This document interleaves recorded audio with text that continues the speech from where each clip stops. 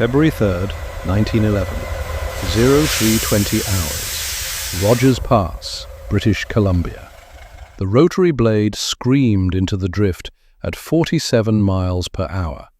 Inside the snowplow's cab, engineer Thomas McKinnon gripped the throttle with both hands, knuckles white, against the vibration rattling through every rivet. The machine weighed 90 tons. Behind it, 2 locomotives pushed with combined force of over 4,000 horsepower. Ahead, 20 feet of packed snow and ice that had buried the Canadian Pacific Railway's main line for the 3rd time in 6 days. The noise was biblical, a mechanical roar mixed with the crack and thunder of compressed snow exploding through the discharge chute. McKinnon couldn't hear his fireman shouting 3 feet away. He read lips. Blades binding. The rotary's 10-foot diameter cutting wheel, 42 steel blades arranged in a spiral pattern, was designed to chew through anything winter could throw at the rails. It threw snow 100 feet perpendicular to the track, powered by its own 200-horsepower steam engine. Revolutionary, unstoppable, also potentially catastrophic. McKinnon felt the vibration change pitch. Something was wrong inside the drift. He knew what it could be. Rock, timber, ice so dense it might as well be concrete. At this speed, hitting the wrong obstacle could shear the blade assembly clean off its mounting, or worse. He eased the throttle back. The pusher locomotives behind didn't get the message immediately, and for 3 seconds, the entire assembly, 2 engines, 90-ton plow, crew of 7 men, shuddered like a living thing trying to tear itself apart. Then the blade broke through. Snow erupted skyward in a white geyser visible for miles.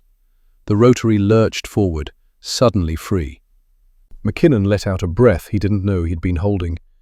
This was the Leslie Rotary Snow Excavator, Type K, built in Paterson, New Jersey. Patent number 744,149, the most powerful snow-clearing machine ever designed for railway use. Only 11 were ever built, and there was a reason for that. The Canadian Pacific Railway's decision to punch through the Selkirk and Rocky Mountains was either visionary or insane, depending on who you asked in 1881. Probably both. The route through Rogers Pass reached elevations of nearly 5,000 feet. Annual snowfall exceeded 400 inches, 33 feet. Avalanches was so frequent that railway crews stopped bothering to name them. They numbered them instead. Standard railway snowplows, simple wedge-shaped affairs pushed by locomotives, were useless against Rocky Mountain winter. A wedge plow could handle maybe 3 feet of snow. After that, you were just compressing the snow harder, packing it into the track bed like cement. Crews would spend days shoveling out a single mile of track, only to have the next storm rebury it before the first train could pass. By 1887, the CPR faced a brutal choice: close the line every winter or find a solution that didn't exist yet. Enter Orange Jull, an American inventor with an obsession for rotating machinery and no experience whatsoever with Canadian winters. Jull's insight was elegantly simple. Stop trying to push snow aside. Cut through it like butter. His rotary snowplow was essentially a massive sideways-facing wheel with blades arranged in a helical pattern.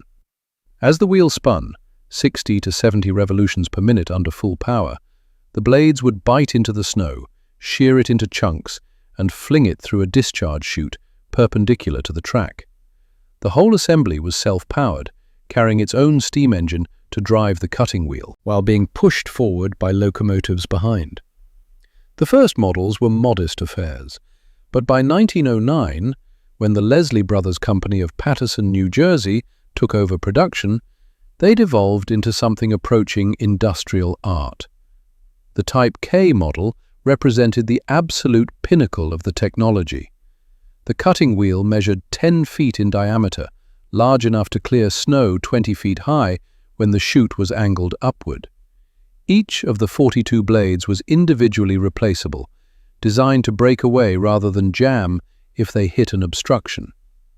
The discharge chute could rotate 300 degrees, allowing crews to throw snow in almost any direction. 200 horsepower drove the wheel. Another 100 powered the chute and auxiliary systems. Weight, 90 tons empty, with a full head of steam and coal bunker loaded, closer to 105 tons. Length, 38 feet, 6 inches. Width at the blade housing, 10 feet, 3 inches. Exactly 3 inches of clearance on either side of standard gauge track.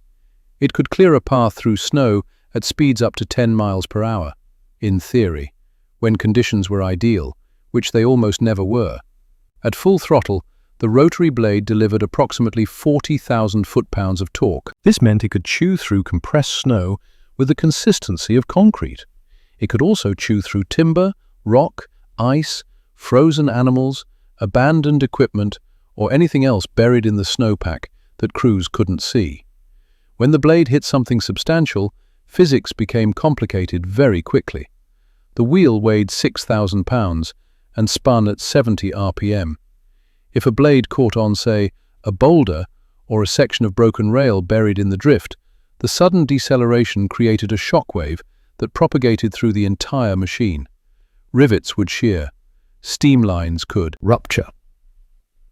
In the worst cases, the entire blade assembly could separate from the plow body.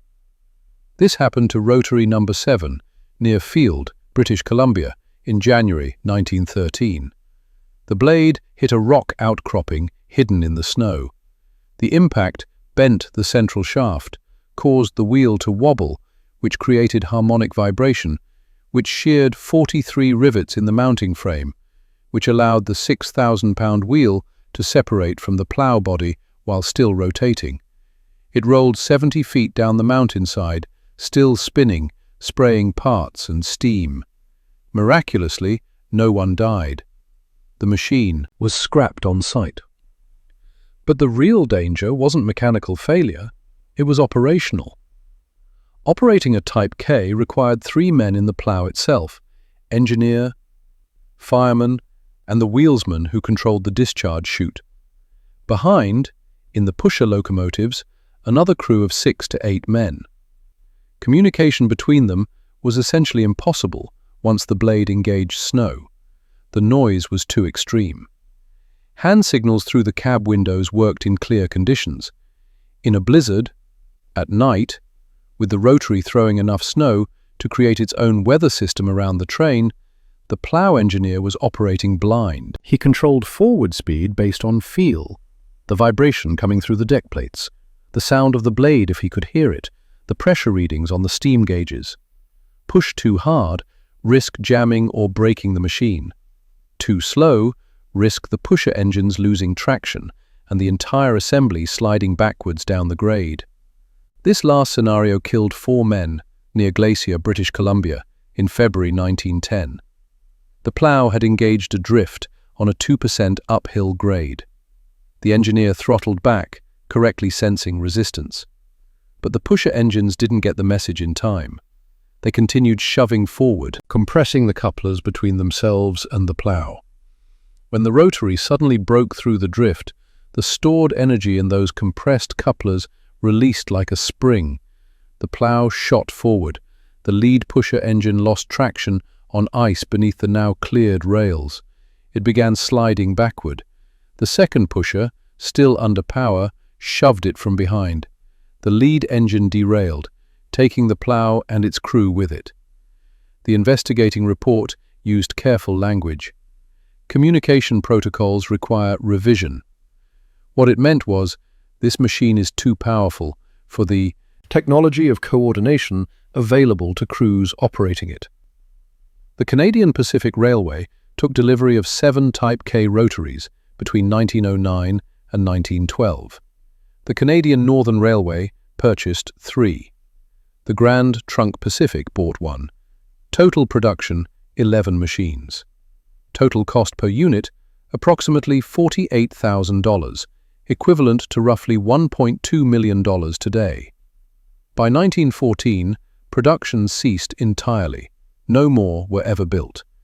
The official reason given by Leslie Brothers was market saturation. This was technically true, but deeply misleading. The real reasons were more complex, about the limits of technological ambition. First, the Type K was simply too powerful for most applications. Railways operating in less extreme terrain found that smaller, cheaper rotaries, or even well-deployed wedge plows, could handle their snow-clearing needs without the operational complexity and danger of a Type K. Why spend $48,000 when $12,000 would suffice? Second, the maintenance requirements were extraordinary. Each machine needed a dedicated maintenance crew, specialized tools, and parts that had to be manufactured to extremely tight tolerances. A small railway couldn't support that infrastructure for a single piece of equipment used only during winter. Third, and this was rarely spoken aloud, but understood by everyone who worked around them, they were genuinely dangerous in ways that no amount of operator training could fully mitigate. Between 1909 and 1929, the 11 Type K rotaries were involved in 14 separate incidents, serious enough to generate formal investigation reports. 9 fatalities, 23 injuries. 3 of the original 11 machines were scrapped after catastrophic failures. The remaining 8 operated, with increasing caution and decreasing frequency, into the 1950s. What made the Leslie Type K brilliant was precisely what made it unsustainable. It solved the problem it was designed to solve, clearing Rogers Pass and similar mountain grades during the worst winters the Rockies could deliver, with absolute effectiveness. When conditions were right and crews were experienced and luck was favorable, nothing in the world could match it. But when conditions were right, became an increasingly narrow window as railways learned the true operational costs. Not just the monetary costs or the maintenance burden, but the human cost of asking crews to operate a machine that demanded constant vigilance and offered minimal margin for error. By the 1920s, railway companies were making a different calculation. Better to close the line for a few extra days each winter. Better to use smaller equipment more conservatively. Better to reroute through longer but less treacherous grades. Better, ultimately, to build snow sheds, miles of wooden tunnels over the track that prevented snow accumulation in the first place. This last solution was expensive, slower, less dramatic. It was also safer and more reliable than any machine could ever be. The final Type K rotary in regular service was retired by the Canadian Pacific Railway in 1952. It sits today in a museum in Revelstoke, British Columbia. Blade motionless, boiler cold, discharge chute pointed at nothing. Children climb on it during summer months, delighted by the massive wheel and the scale of the thing. Plaques explain its history in careful museum language. What they don't convey, what perhaps can't be conveyed without the roar of the blade and the mountain darkness and the weight of snow pressing down, is the specific feeling of being Thomas McKinnon in February 1911, hand on the throttle, 90 tons of steel, and steam and rotating blades between you and a drift that might contain anything, knowing that every decision in the next 30 seconds could be your last. The genius of the Type K wasn't that it solved an impossible problem. The genius was that it solved the problem so completely, with such overwhelming force, that it revealed the true limits weren't engineering limits at all. They were human limits, the limits of what people could safely control, the limits of how much power could be responsibly deployed, the limits, ultimately, of how much risk was acceptable in exchange for keeping a railway line open through the winter. Only 11 were ever built. In hindsight, that was probably exactly the right number.